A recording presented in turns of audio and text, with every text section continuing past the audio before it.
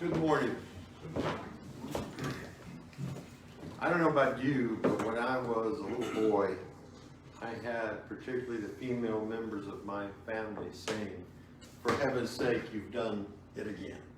Whatever it might be, it was, they probably want to use stronger language, but it was, "For heaven's sake, J.Y., for heaven's sake, why would you do this to your grandmother?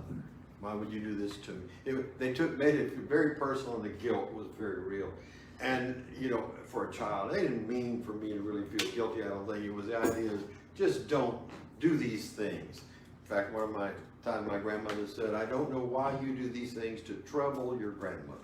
She made herself third person. So when that happened, and they called my middle name, I knew I was really in trouble. So, but you know, we in the spiritual tend to sometimes associate those wonderful thoughts to the thoughts of God. And we see our human parents or our caregivers or whoever it might be as gods to us when we're young. And sometimes we don't grow out of that. And I thought about what heaven's sake really meant. What does it mean, or for the sake of heaven? And I went back in the scriptures and I looked at Jesus teaching us how to pray. And his prayer was, of course, Our Father, and it said in one part of it, "Thy kingdom come, thy will be done on earth as it is in heaven." And we in New Thought, and I believe properly say, "As above, so below, as within, so without." We're going to find what we seek. And so today I'd like to talk about being good seekers for heaven's sake, because there's still going to be a part of you, and it just, I think, comes with the territory of being human, where you will maybe disappoint yourself sometimes, and then there'll be a part of you that will say, "Oh, for heaven's sake," or worse. And we know how we talk to one another. But interrupting that flow and choosing another path to recognize is what I'd like to also speak to you about this morning. You see, in a sense, everything we do is for heaven's sake. The kingdom of heaven is within us, and there are certain lessons out in front of us every day, if we choose to see them as such, that help promote our own spiritual growth. The authority that we really have to answer to is our higher selves. Our higher selves know what we're capable of if it's allowed expression in our lives. We get hung up on the God pronoun. Right now it's she, he, it, her, presence. How about the infinite loving principle sustaining and guiding us all? Well, that doesn't come so quickly as the word God, but you get the idea.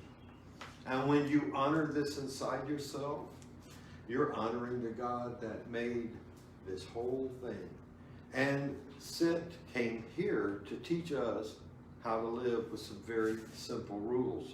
For heaven's sake, may your joy be full. May you have life and have it more abundantly. These things I have told you that you can rejoice. I've heard it said that Jesus was a professor of joy, was a professor of the science of a joyous life. That didn't mean that he didn't always have, or sometimes have troubles and things that he would have preferred not to go through.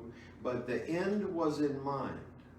The end was what his mission was. And I believe that he purposed to enjoy his mission of starting at a very young age, hanging out in the temple and troubling his parents and reading things that the rabbis read and wrote and taught. This was a spiritually aware young man long before he reached his adulthood. And then we have a period of time where we don't really know what happened. We can posit opinions, but I believe that he was studying even more about his own divinity, coming into the Christhood, coming into the fullness, being fully human and fully divine. And not just for heaven's sake, but for our sake, to teach us that that kingdom that we love is inside us, in a world that enjoys telling us, look out here, somebody did something, look over there. They're your problem. That job's your problem. Your past's your problem. It's not up to you. You don't have to worry. I could understand living the kind of life you're living, going through what you've gone through. We're getting to be members of the Ain't It Awful Club. And then we find people that say the same things. You notice birds of a feather do flock together, and thoughts of a kind stay together. That's just part of the law of attraction in this world in which we live.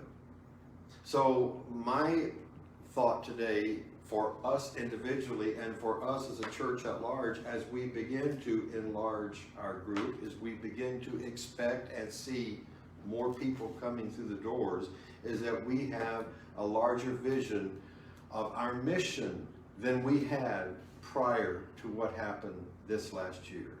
In other words, we see more people and more opportunities for growth, more opportunities to touch the people that are sent to us by whatever means they're attracted, to know about the infinite potential that they have, but most importantly, the base of love that is part and parcel of Unity of Boerne. I coined a term when I first came here, this is the house that love built, because you know I found that to be true the minute I walked through the door. I fell in love with you all. And I don't know how quick it came back the other way, but I sure felt it real quick. And I know it's still there, and I know that all we have to do is just be ourselves and offer the opportunities, and the doors will open, the doors are open, and the people will come back through again. We are all taking baby steps, and we've all been through an experience that in one way or another may have shaken us outwardly, but I don't believe we're shaken on the inside. I believe that I'm looking out over a group of individuals that know their purpose, that know principle, that know truth, that have studied it and are aware of it. So let's talk a little bit about pointing the finger this way instead of at ourselves. First of all, I'm not a fan of finger pointing. It's really just taking responsibility or pushing it off on someone else. It came to me last night to relate a story to you all that I hadn't practiced in the message on Thursday. in front of my kitty cat. And so I don't know if it's kitty cat approved, but came to me that I wanted to relate this to you. True story. In the mid-1940s, there was a night in Chicago where the sky was such as black velvet, and there were just looked like millions of diamonds.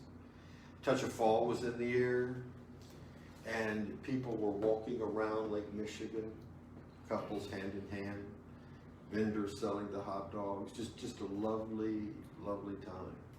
Except in the mind of one man who had basically in his possession a bottle that if you brought down to the bottom of it marked poison. There was no joy in him that evening. In fact, he had gone to Lake Michigan to say, as in his words, to get rid of his miserable self and to end it all. He took one look out at the beautiful water, felt the wind and all that comprises Chicago and the windy city and all like that. And he upturned the bottle and he drank the poison to the last drop. And he went unconscious. And the next day, he was discovered by a park worker or park ranger. And as he came to, the thought came to him, I'm such a failure, I can't even take my own miserable life. It was a nurse at the bedside of this individual who presented him with some very rudimentary truth material of unity and science of mind and some theosophy. She just kind of put a mix there. And he didn't have anything to do really but read and get better. He'd had his stomach pumped, and I'm sure he was hydrated and all like that. That part I don't know, but I'm sure he was upheld by materia medica. Very, very important, he was beginning to uphold himself in his mind when he read that God is not a stern autocrat desiring you to flay yourself in order to please him. God is the substance in which we live, move, and have our being. And that when we're in joy, God is joyous. And that we were made for life, abundant life, and to experience all the wonderful things that the world has to offer. So he began to take the thought that he had been raised with off of an external God and began to think about the God that resides within him. Slowly, things began to get better. And he set off for more of this material, and I'm sure part of it was the daily word. I'm sure much of that had to do with it, but I can only quote accurately what I know of the story. It was Lessons in Truth, and it was some of our pamphlets that were written by the great old timers in our movement, names that are just synonymous with wonder and goodness. James Dillard Freeman and Frank Whitney and Celia Hawke, these wonderful ones of the 3rd century. He got better, and he began to see that the job that he thought he hated, he really didn't. For heaven's sake, it was all in here. He thought it was out there. And yes, there were some things that happened out there that he didn't like, but when he changed his attitude, when he changed the only thing he could change, which is his way of viewing it, he saw that life was an opportunity and not a curse. Up till then, he had thought life happened to him. But he learned properly that we happen to life. It's all here. How many times I know I've said that, because it is the truth. We are the deciders, and we are the ones that decide what we're going to learn now, what we're going to learn later, or what we may have learned and didn't know it. We do this by an inventory, talking to a friend, sitting back in meditation and contemplation, it comes to us. The thrust of our lives is available to us by our thinking. So we can know what we need to work on, when, where, and how. And if we want abundance, and if we want more life, and if we want joy for heaven's sake, all we have to do is begin to open those parts of our personality that are closed to that. And why are they closed? What happened to us, particularly when we were children, that we decided, I'm going to pull back the loving here. I'm going to hold back in this exuberance here because somebody told me it wasn't right. Particularly, somebody told me, a religious authority told me, that the best way that you serve God is to be as miserable as you can, remembering that you were a sinner, conceived in sin, born in it, and if you do not accept the grace of this recalcitrant God, you will burn in hell. Do we have any doubt as to why the traditional church has turned so many people off? It sounds as if I'm getting on them. I'm not getting on them, I'm getting on dogma, because it was so useless to say those kinds of things. Do you know how many people would swell our ranks if they heard the true Jesus message? I am come that you might have life and have it more abundantly. The kingdom of heaven is within you. In my Father's house are many mansions. Had it not been true, I would tell you so.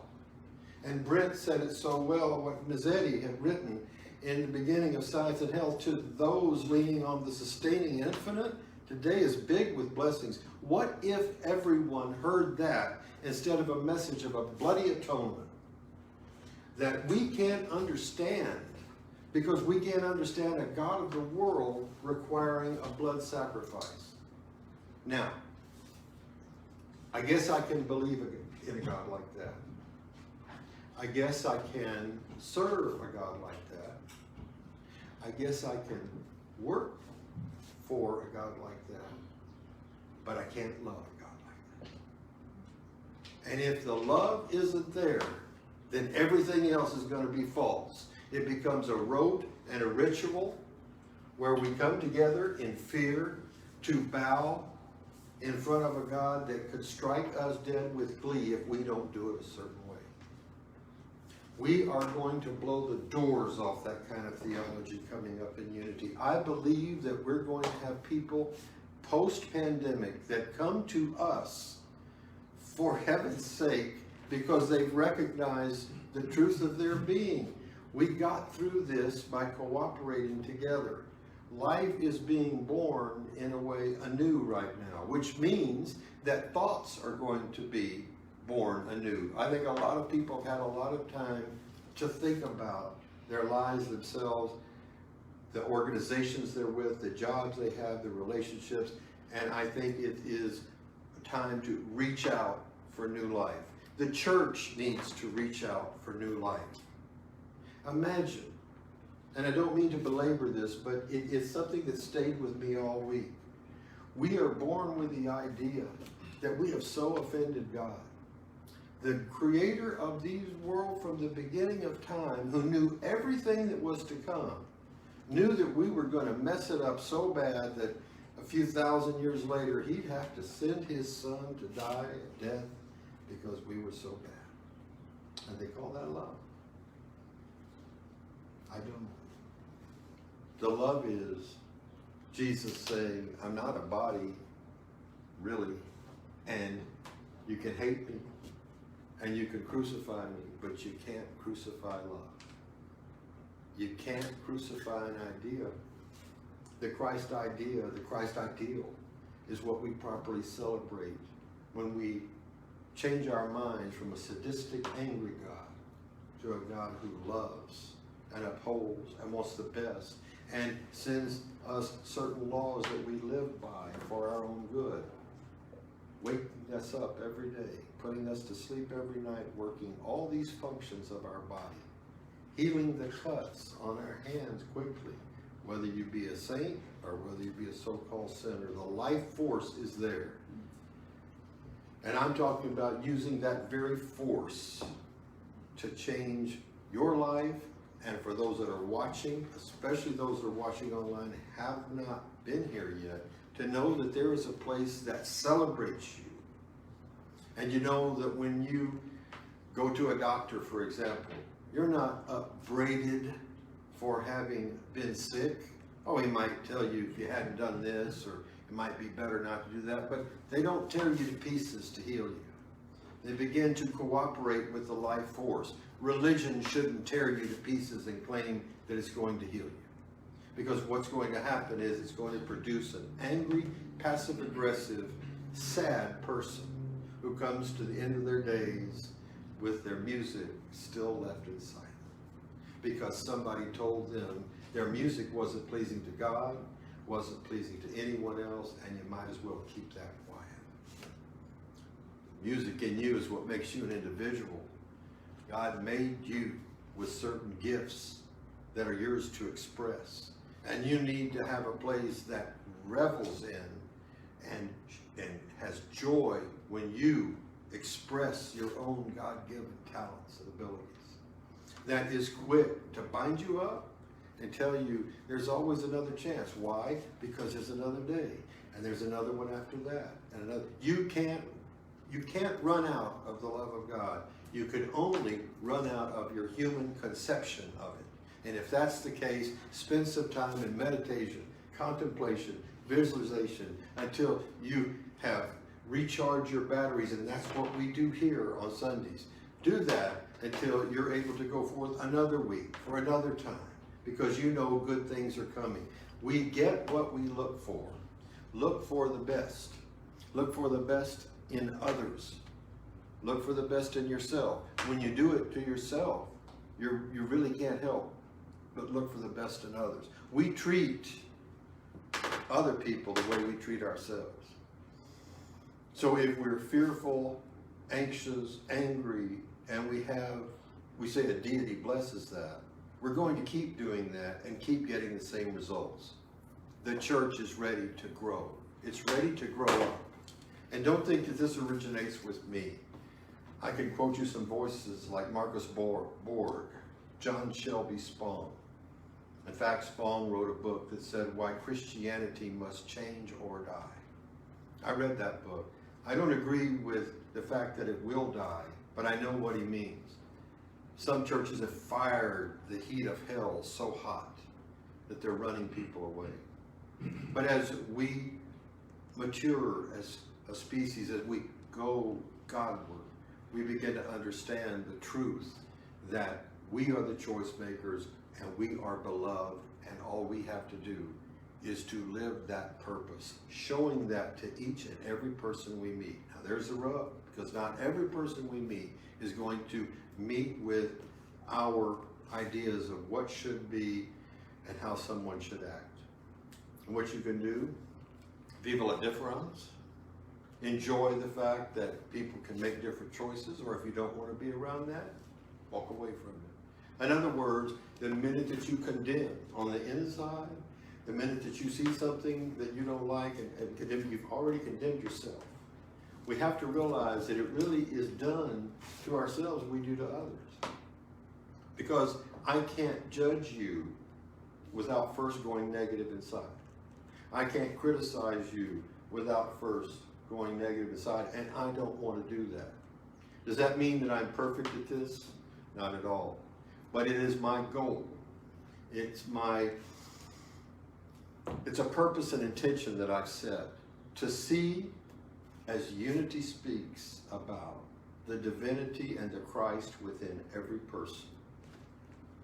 As it was also said, to see God's magnificent disguises in everybody whom I run across. When we start doing that, then we become living witnesses and examples. We don't need fear. We don't need preachers that are throwing rocks at us and dogma and doctrinaire ideas about how to live. What we need is someone who recognizes and calls forth the inner authority, the inner God of our being, and challenges us to be our best. We know inherently that healing comes from the pure, the powerful, and the positive. We don't believe that healing really comes from punishment. Oh, we were all punished as children. I know that. Some of us carry that with us today, and some, unfortunately, carry some bitter scars of some extra duty heavy punishment.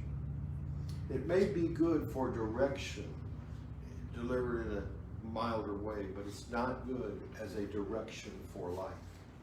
And so what happens is the folks that get punished, when they're not punished anymore by their caregivers, parents, whatever, they begin to take over the job and do it themselves, and they find situations in which they will be punished. They look for what they're used to. And I'm saying that post-pandemic, the church gets to reset and grow up and come up higher. So that there'll come a day when we're not saying you shouldn't see these folks who are talking about the wrath of God and how you'll be smoked for your sin. It will be more relevant to be here. It will be more relevant to lives, to watch them unfold in a positive way than to listen to a message designed to elicit your basic, fundamental guilt that you hold in your personality and is not true of you at all. But guilt sells, doesn't it? We live in a world that tells us we're not going to make it. We got the right toothpaste, the right car, the prettiest wife, the handsomest husband. Go right down the line. Everyone has a prescription for how you should be. I'm asking you today and challenging you to look inside for the prescription you were born with. You are hardwired in your DNA, your spiritual DNA. You are hardwired to live a life of joy and abundance. And yes, there are going to be times that you're going to have to make a change, or heart may be broken. But you realize during that time, that's all right. The presence is with me. God is with me. I'll walk through it. I'm a work in progress. And I don't need anyone to point out the ideas that I'm a sinner in the hands of an angry God. Oh, how I wish Jonathan Edwards hadn't written that poem. I think about it, and I think about the generations of people who grew up terrified. He really talked about God holding his hand over the lake of fire, waiting to drop you in. What do we expect when we do that kind of thing? We're not going to have happy, healthy believers. We're going to have people who are scared, who walk a step behind, and have their guilt played on over and over again for heaven's sake. That's not what Jesus wanted. If that's what Jesus had wanted, if that was his lesson, there was any number of chances he had to show that. But what did he do with the woman who was caught in the act of adultery? He looked at those men and said, you who are without sin, you cast the first stone. That's a forgiving, setting up straight someone on their path. What did he say to the woman who was caught? Sister, go your way. And don't make that mistake again. You'll be happier if you don't. And what did he say at the moment of his death? When between two thieves, he was there. And one thief looked at him and said, I have done so many wrong things in my life. I don't know why you're here. I know why I'm here. All you did was go around helping and healing people. But anyway, I've got to tell you, Jesus, I'm scared. I'm scared to death. Jesus on the cross, did he say, you're a sinner in need of my grace, accept me. You must accept me now. Did he say, you're going to hell for all those things you did. It's good that you suffer. It's good that you feel guilt. It's good that you are having your reckoning. That's not what he said. He looked at him and he said, Jesus said to the other thief, today you will be with me in paradise. Love trumps it all.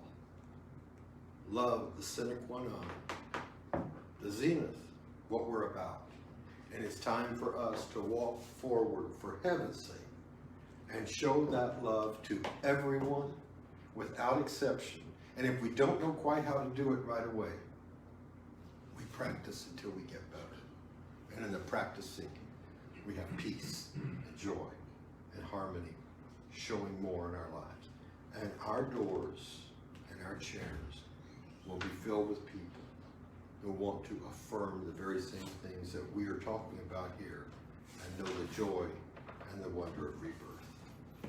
It's been my pleasure to speak with you about this morning, and I wish for each of you health, wealth, happiness, prosperity, abundance, and riches, and loving, caring, and sharing.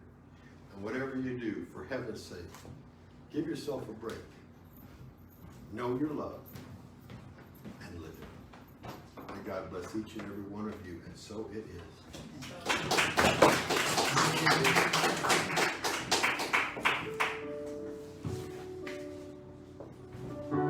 In the midst of his children, the Lord said he will be. It doesn't take very many. It can be just 2 or 3. And I feel the same sweet spirit I felt on times before. Surely I can say I've been with the Lord. Surely the presence of the Lord is in this place. I can feel his mighty power and his grace. There's a holy hush of angels' wings. I see glory on each face. Surely the presence of the Lord is in this place.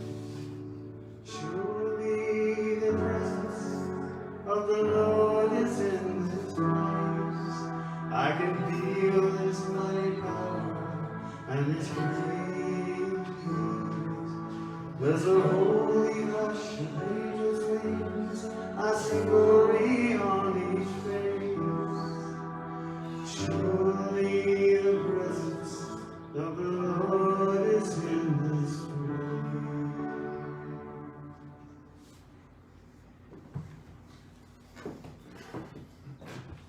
And together, we take a deep breath, or 2. We realize where we are, not just in church, but literally where we are in our lives. We notice perhaps our feet being flat on the floor and our hands in our laps, perhaps upturned. And we're ready to receive the wonderful gift of spiritual renewal and regeneration. Where 2 or more are gathered together in the Master's name, the Master is with them also. We gather together right now to recognize this presence that heals, uplifts, and sustains us.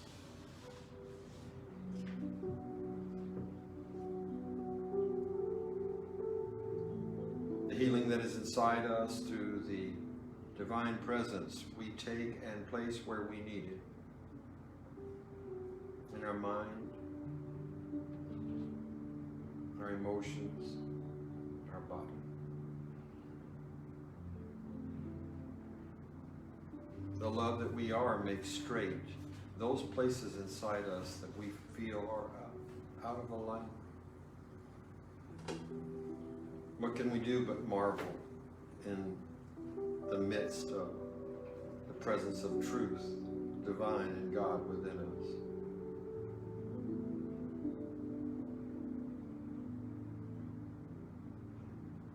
We affirm the Spirit of God gently touching us right now.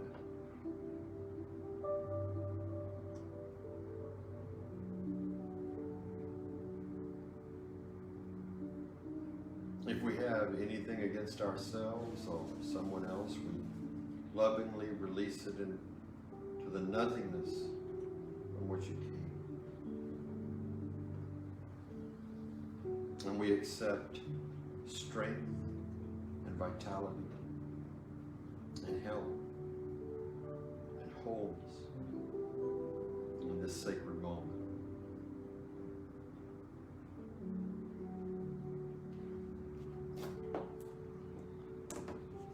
Love is the answer to every question, and we allow it to play in ourselves in abundance.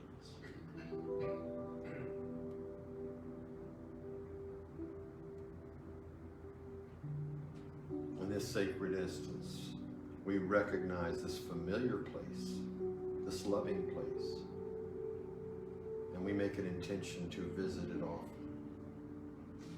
It's warm, it's loving, it's the very presence of love itself.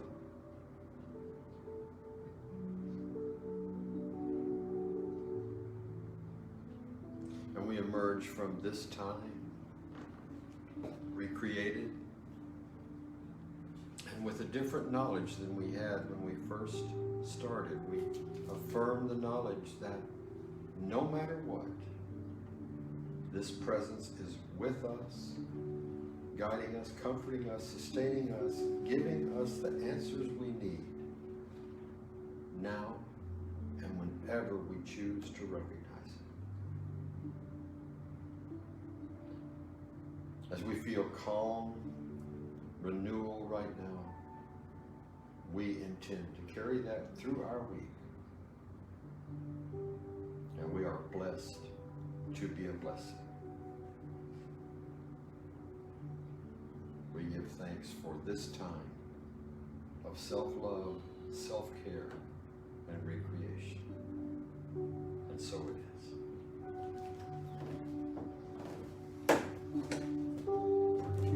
Hallelujah, hallelujah, hallelujah, hallelujah, hallelujah, hallelujah, hallelujah.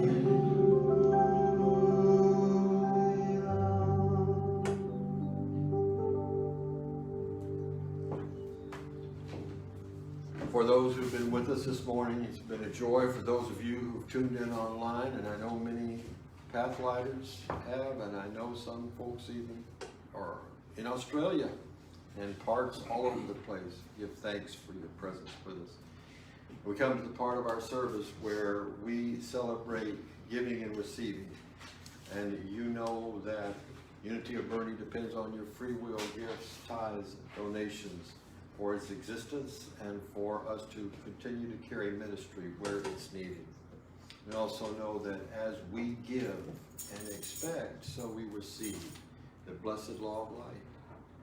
So I invite you to take your gift in your hand like this, and if you don't have a gift in your hand tangibly, to picture something that you're thankful for, that you want to see an increase of, and repeat our blessing. Divine love through me blesses and multiplies all that I am, all that I have, all that I use. And I send it forth with my blessings and my love. And so it is.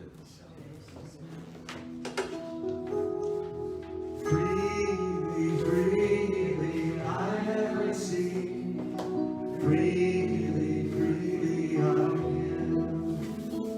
Divine love through me blesses all that I am, all that I give and receive. I invite you to send your gifts to Unity of Boerne, P.O. Box 1973, Boerne, Texas 78006, or there is a PayPal button at the bottom of this Facebook page. I invite you to give the best gift you can. You will be blessed by it and expect to receive a manyfold return. Thank you.